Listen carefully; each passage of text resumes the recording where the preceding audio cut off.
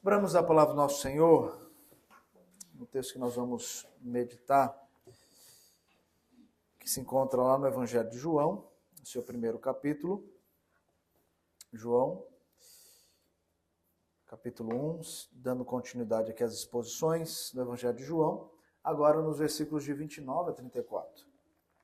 Evangelho de João,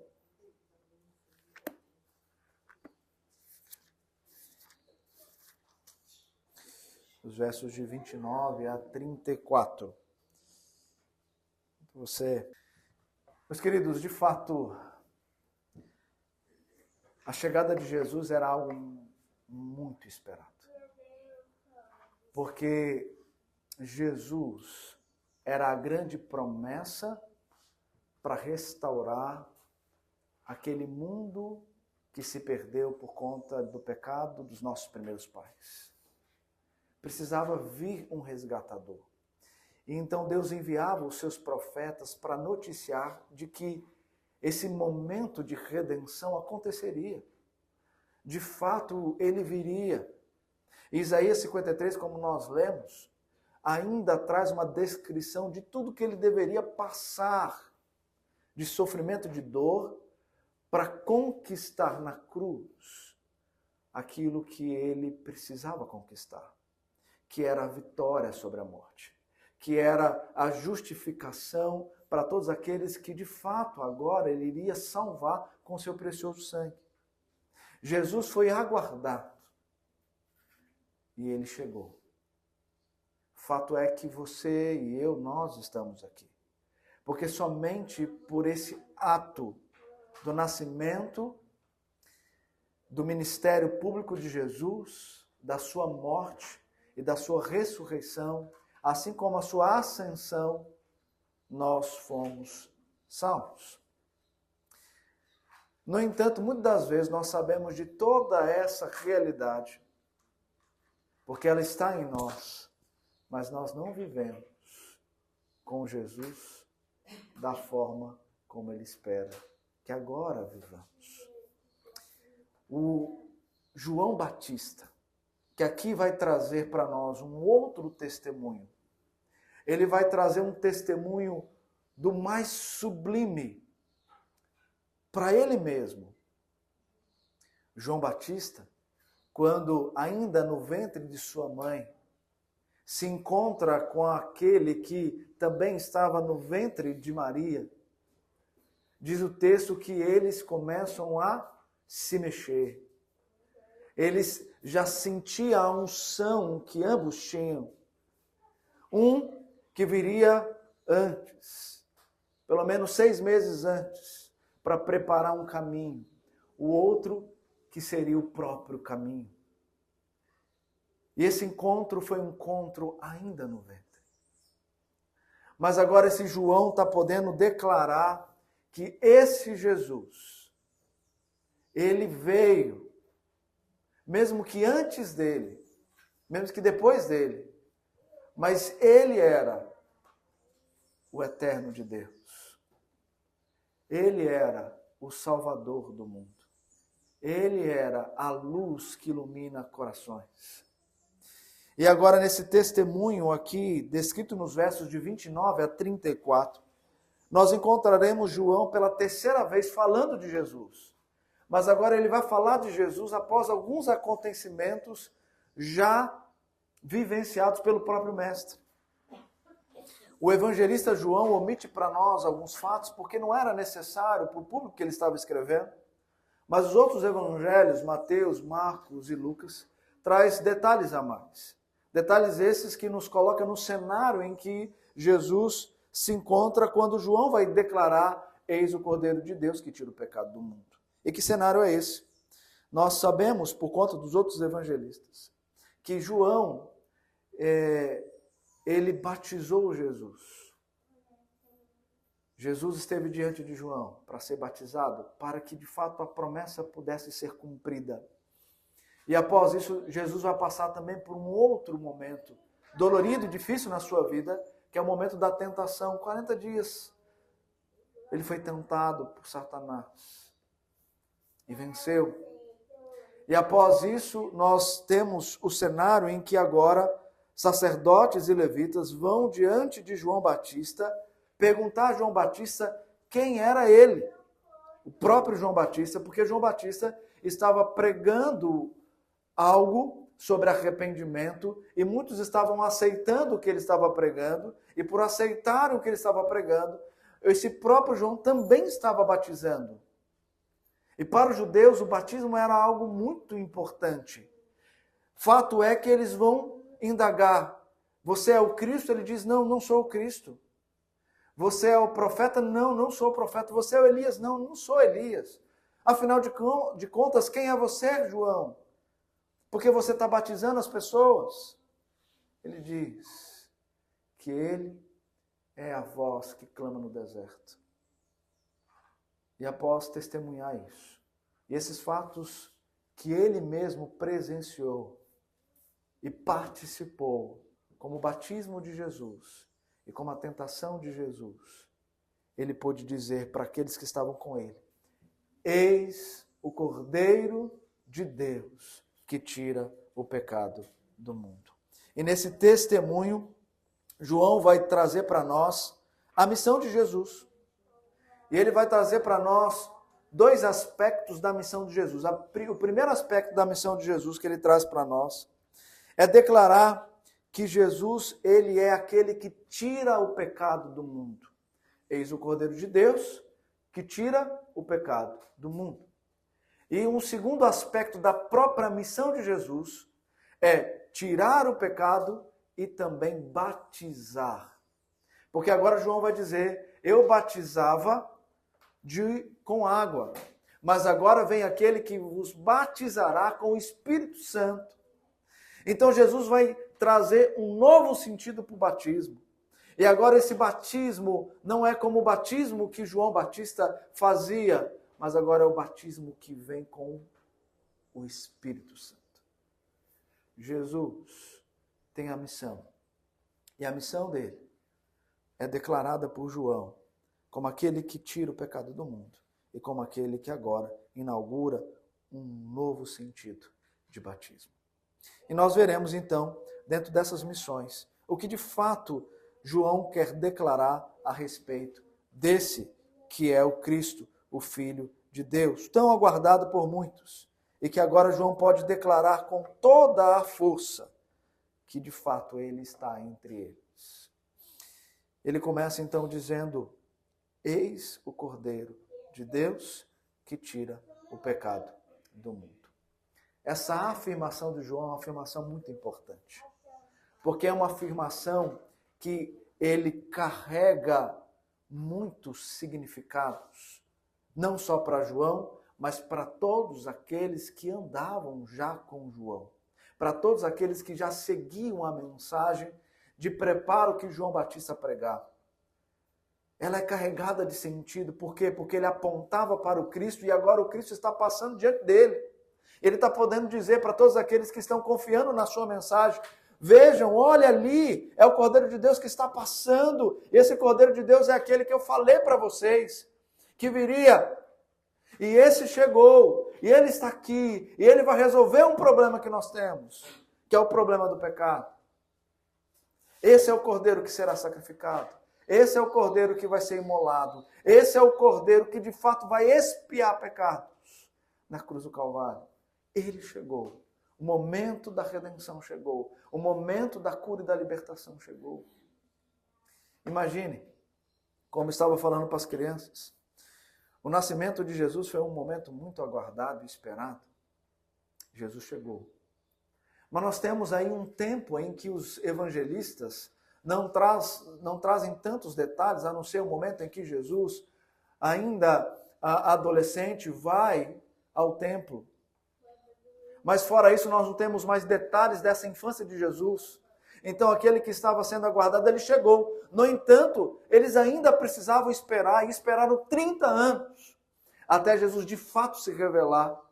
E às vezes nós não paramos para pensar que quando nós aguardamos alguma coisa e ele chega, nós queremos desfrutar daquele presente, daquela bênção todos os momentos da nossa vida. Jesus ainda precisou esperar 30 anos para se revelar. Mas quando ele se revelou para salvar. Ele se revelou para testificar que de fato tudo aquilo que foi falado sobre ele é real. Ele é o Cristo. Ele é o Cordeiro de Deus. Então João vai dizer isso para aqueles que estão diante dele. Eis o Cordeiro de Deus. E o fato dele usar aqui o termo Cordeiro é justamente para lembrá-los de quem era o Cordeiro e qual era o significado do Cordeiro na Antiga Aliança. Porque a partir do momento em que o homem pecou, Deus precisou fazer sacrifício. E estabeleceu o sacrifício, o derramamento de sangue, como o único caminho para sanar o problema do pecado. Para purificar o coração do pecador. E durante a Antiga Aliança, vários cordeiros foram sacrificados. Quantos cordeiros foram sacrificados? Quantos cordeiros foram imolados? Quantos cordeiros, de fato, precisaram derramar sangue para perdoar pecados? Às vezes, de uma pessoa só, tantos. Mas agora chegou aquele que vai ser o último cordeiro a ser sacrificado. Porque depois dele ninguém precisou mais sacrificar nenhum cordeiro. Porque ele é o sacrifício vicário. E aquele sacrifício que é suficiente para pagar a dívida que nós tínhamos contra Deus. E quando ele diz que esse cordeiro ele tira o pecado do mundo, ele não só traz e liga o Antigo Testamento com agora a nova realidade que nós temos a partir dele, mas ele vai dizer agora que esse tirar pecado é um ato que só esse cordeiro pode de fato fazer. O verbo tirar aqui, ele está no sentido de tomar algo e carregar. E foi isso que Jesus fez. Ele tomou sobre si tudo o que era contra Deus e que eram problemas nossos. E tomou sobre si. Gálatas vai dizer para nós que ele tomou sobre si e ele tomou sobre si e se tornou maldito em nosso lugar, mesmo ele sem pecado, para poder pagar e satisfazer a vontade do Pai em juízo. E quando Jesus ele vai à cruz, queridos, para poder tirar ou levar o pecado, ele vai à cruz não para pagar uma dívida a Satanás. Ele não vai lá para pagar a dívida a outra pessoa. Ele vai lá apenas para poder pagar a dívida que era nossa ao nosso próprio Deus, com quem nós temos ou tínhamos essa dívida. E Deus se satisfez. Isaías diz que ele se satisfez em moer o seu próprio filho, porque ele não estava moendo o filho porque ele não amava o filho, mas ele estava moendo o filho porque o filho estava carregando os nossos pecados. Ele estava, de fato, derramando o seu juízo e a sua justiça sobre todos os nossos pecados. E esse Jesus, então, ele carrega o meu e o seu pecado. Eis o Cordeiro de Deus, que tira o pecado do mundo. E o tirar aqui também, esse verbo está no particípio. E no original, o verbo no particípio é uma ideia de continuidade. Então, a tradução poderia ser: vejam, esse aí é o Cordeiro de Deus que está tirando o pecado do mundo. Isso tem um significado, queridos, gigante. E nós podemos pensar em 3, pelo menos. O primeiro deles, olhando lá para Gênesis capítulo 3, nós temos quando Deus vai punir o homem, vai dizer que o mundo, a terra, é maldita por conta do homem. Maldita é a terra por tua causa.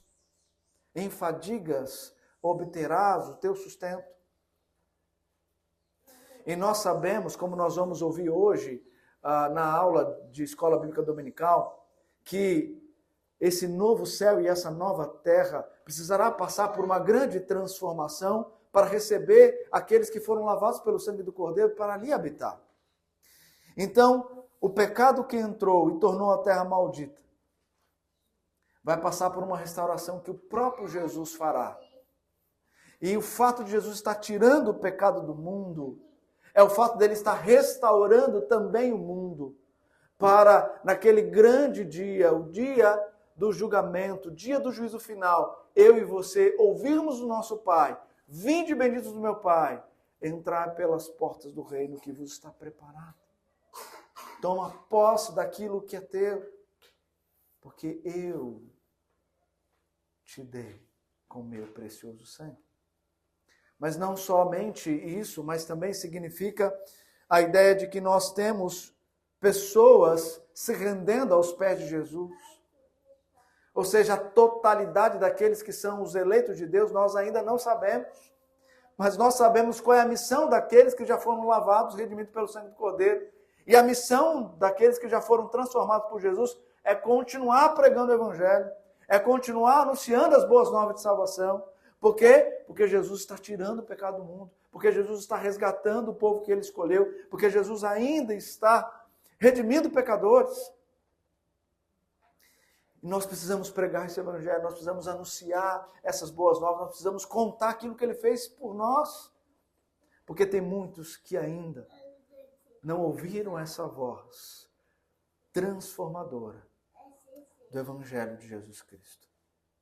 Mas quando passam a ouvir e entender, eles dizem, eu quero esse Jesus, eu quero conhecer esse Jesus, eu quero ter os meus pecados perdoados por esse Jesus. Por isso, ele também traz esse significado de continuarmos a mensagem de salvação. Mas não só isso, queridos. Em terceiro também lugar, o tirar, o levar o nosso pecado, também é a ideia de que nós precisamos buscar a santificação. Todos os nossos dias nós temos que lutar contra os nossos pecados. Todos os nossos dias a Escritura vai dizer para nós que nós militamos o nosso espírito com a nossa carne. É uma luta constante, é uma guerra constante, querendo que nós venhamos a nos satisfazer com prazeres que eram coisas contrárias a Deus. Mas ao mesmo tempo a palavra de Deus está dizendo para nós, não caiam, não se deixem levar por esses pecados, não se deixem novamente de buscar aquilo que vocês já se afastaram. A santificação é esse processo de nós nos aproximarmos do nosso Senhor Jesus, que já lavou a minha e a sua vida. Por isso que, ao olharmos para essa afirmação de João, nós podemos compreender esses três aspectos. Esse é o Jesus, esse é o Cordeiro de Deus, que está tirando o pecado do mundo. Essa igreja, essas vidas, são provas disso. Ele está tirando o pecado do mundo. E João vai dizer, este é aquele, verso 30, a respeito de quem eu falava quando eu disse, depois de mim vem um homem que é mais importante do que eu, porque já existia antes de mim. Ele vai só lembrar daquilo que ele já tinha testemunhado.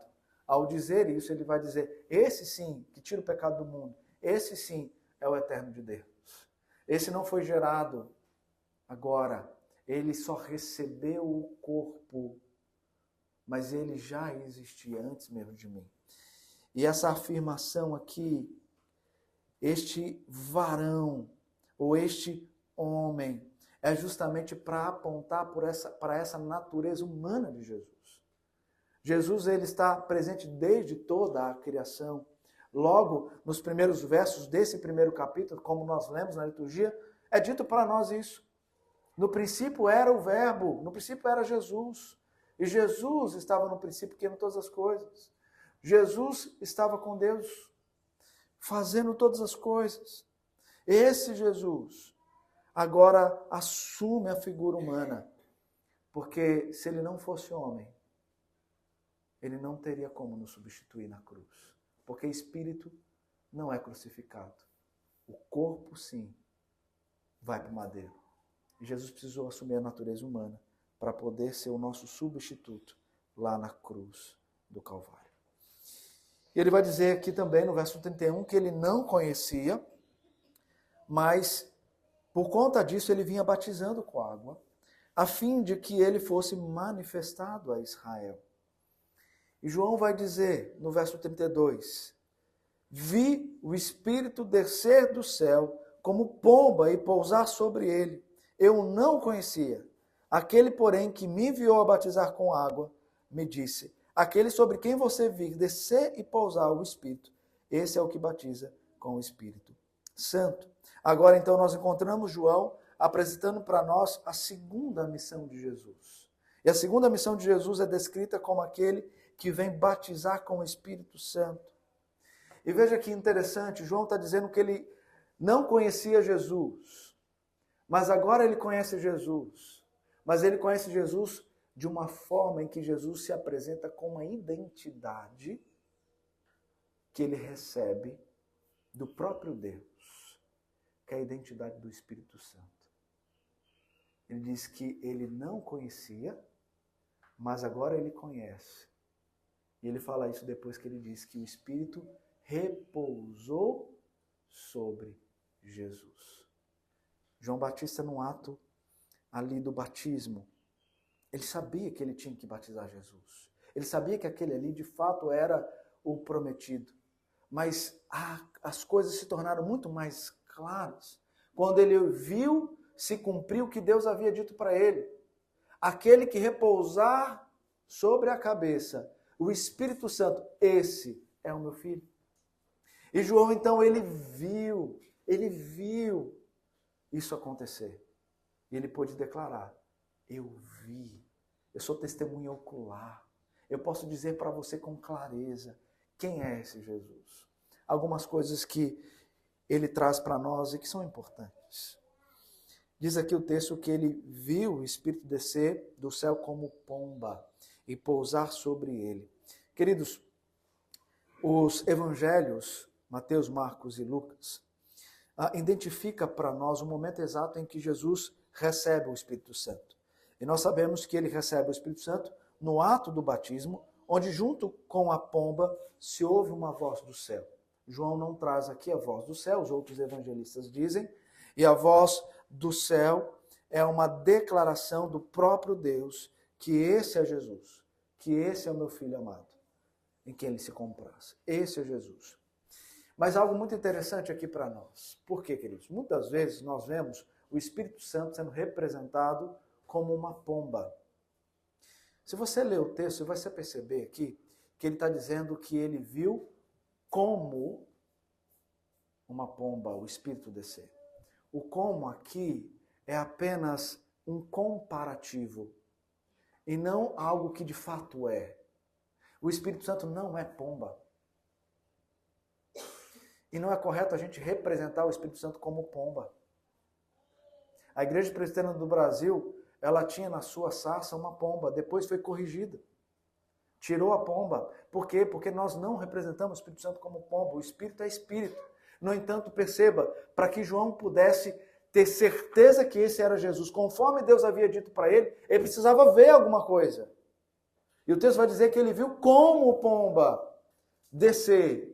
Deus permitiu que ele pudesse ver algo que representava aquilo que seria a unção recebida por Jesus. E essa unção recebida por Jesus foi a habitação do Espírito Santo.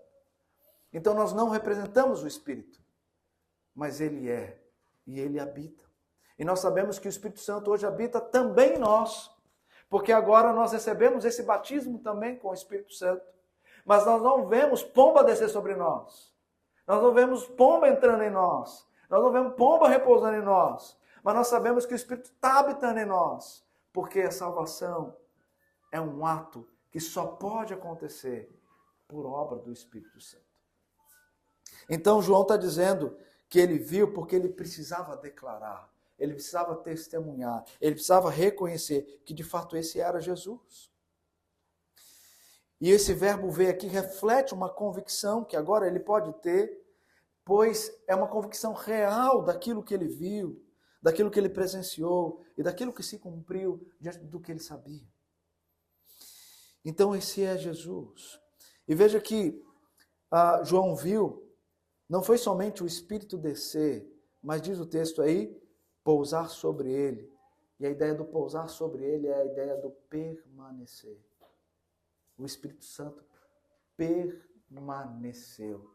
Ele não só veio, ele permaneceu. Na antiga aliança, o Espírito Santo também é que salvava, mas o Espírito Santo agora é uma representação daquele que vai habitar e vai permanecer. E a Escritura vai dizer para nós quem é o Espírito Santo de Deus. O Espírito Santo de Deus é agora aquele que veio após Jesus subir aos céus para ser o nosso Consolador. Mas não só para ser o nosso Consolador, mas também para interceder por nós, porque nós não sabemos interceder a Deus como convém, e Ele intercede por nós com o nosso espírito, com gemidos inexprimíveis. Esse Espírito Santo também para nós, diz o texto bíblico, que Ele é o selo, Ele é o penhor, Ele é a garantia da nossa eternidade. Esse Espírito Santo é aquele que nos dá a plena convicção de que, uma vez salvo, sempre salvo, eu não perco em nenhum momento a minha salvação, porque a salvação não tem a ver com aquilo que eu escolho, mas com aquilo que Deus fez através de Jesus e aplicou em nós através do Espírito Santo. Esse Espírito Santo foi dado a nós. Quem vai tirar? Ninguém. E Romanos vai dizer isso para nós. Quem pode nos livrar? Quem pode nos separar, melhor dizendo, do amor de Deus que está em Cristo Jesus? Ninguém pode separar. Por quê? Porque agora a nossa identidade, assim como foi para Jesus, também é o Espírito Santo que habita em nós. Então a identidade que você tem como verdadeiro cristão é os frutos do Espírito que emanam através de você. As pessoas vão te conhecer pelos frutos que você produz, mas não frutos que você produz de si mesmo, mas frutos que você apenas apresenta à luz daquele que é o próprio fruto em nós. Essa é a nossa esperança. Essa é a nossa alegria. E é disso que João está dizendo para esse povo. E é disso que João está ensinando para nós. Esse é o Cordeiro de Deus, que não só tira o pecado do mundo, mas que agora inaugura uma salvação que vai acontecer por meio da habitação do Espírito Santo de Deus. A conversão, queridos, é um ato que acontece quando o Espírito Santo primeiramente passa a habitar. E quando o Espírito Santo passa a habitar em nós, é o Espírito Santo que vai tocar. É o Espírito Santo que vai mostrar que o que você está ouvindo faz sentido para você. Aquilo que você lia, aquilo que você ouvia e que não fazia sentido nenhum, mas agora faz sentido, é porque agora o Espírito Santo passou a habitar. É porque agora o Espírito Santo tocou. É porque agora é o ato da sua salvação, prometida por Deus e reservada nos céus para esse momento. Então a conversão só acontece quando o Espírito Santo habita, toca, faz você entender a mensagem que chega e você vai dizer, eu aceito. Mas você aceita porque Ele te aceitou primeiro. E Ele te aceitou para ser um filho dele. Então a segunda missão de Jesus, queridos, é batizar com o Espírito Santo. E esse batismo agora é dado por Jesus, é a imputação do novo nascimento, que faz pecadores desamparados, filhos e filhas de Deus. Jesus, ao completar a sua obra de salvação, morte, ressurreição e ascensão, junto ao Pai, nos envia aquele que vai nos dar salvação, aquele que de fato vai nos santificar, aquele que vai ser o nosso agente de fé. Esse Espírito Santo é que nos ajuda a lutar contra nós mesmos. Esse Espírito que nos ajuda a vencer as nossas batalhas.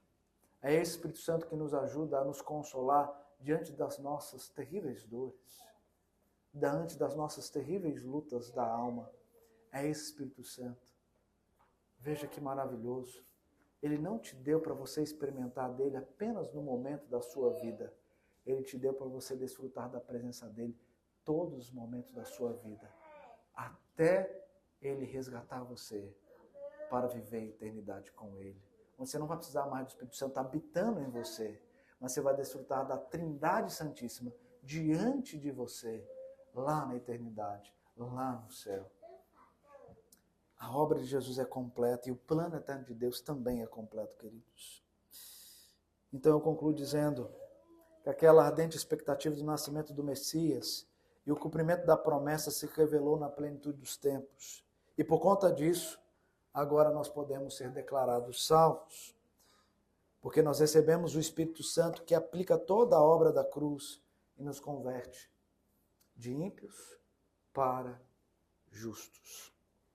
O batismo com o Espírito Santo que sela a nossa conversão é também a nossa identidade como cristão. Por isso, só no Espírito nós podemos nascer de novo.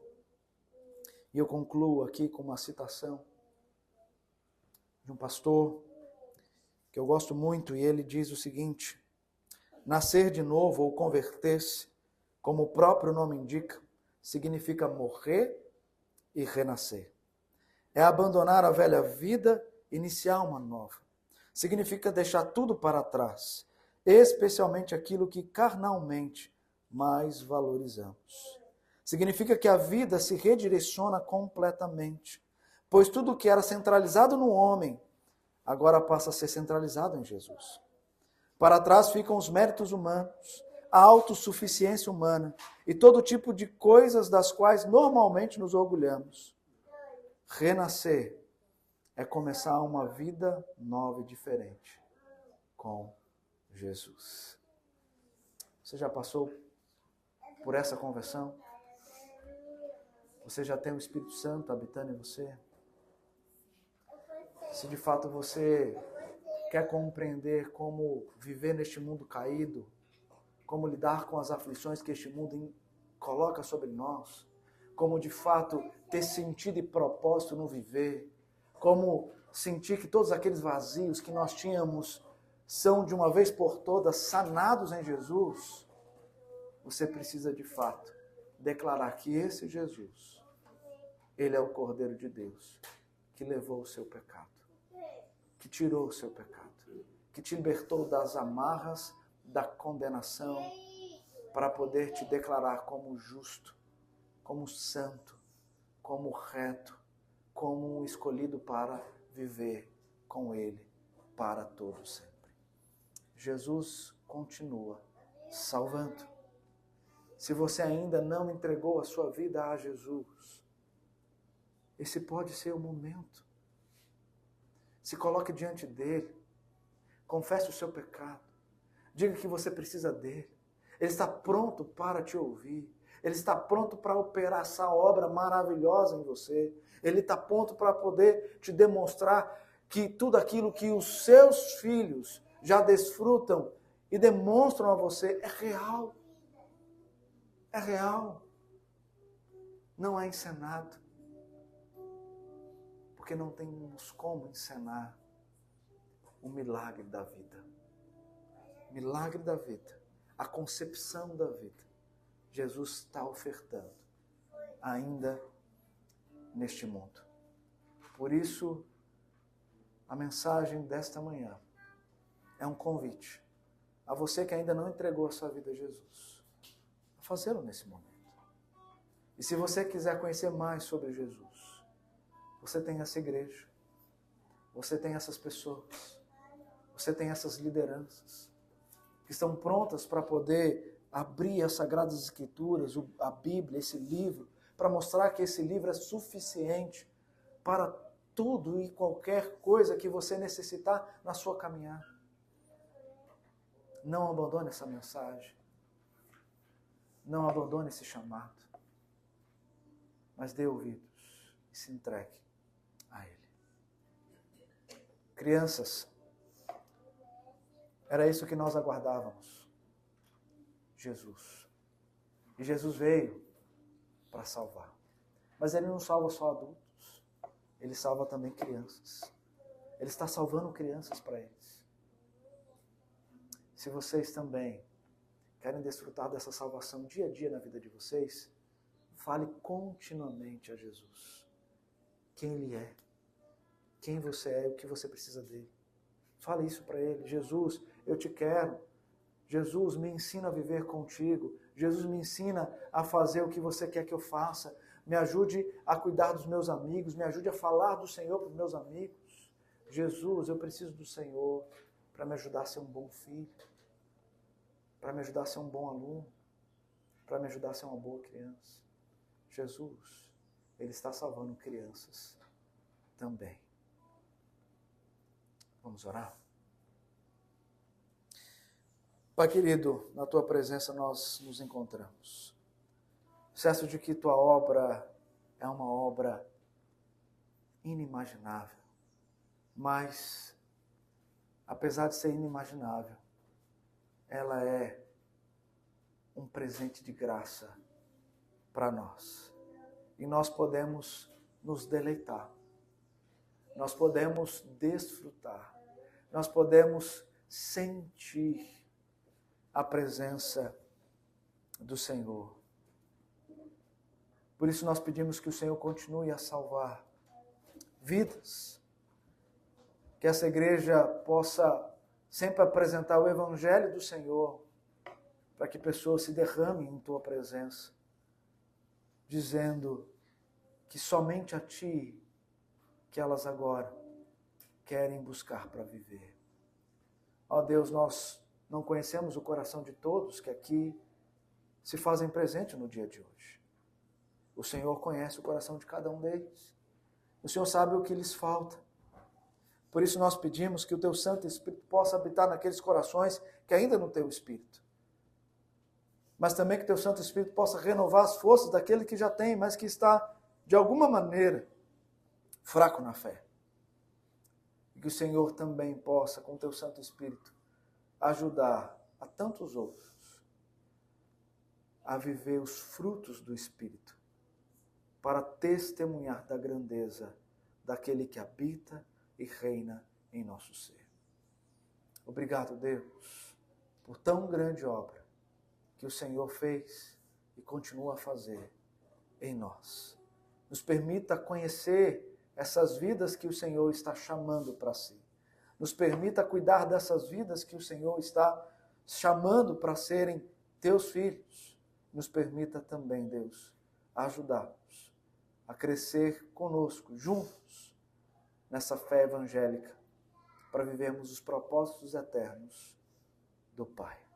Em nome de Jesus. Amém e amém. Muito obrigado por nos acompanhar até o final deste vídeo. Para receber mais reflexões e ficar por dentro dos próximos conteúdos, te convidamos a seguir as nossas redes sociais que estão na descrição. Alguns vídeos aparecerão na tela caso queira continuar nos assistindo. Abraço e até a próxima.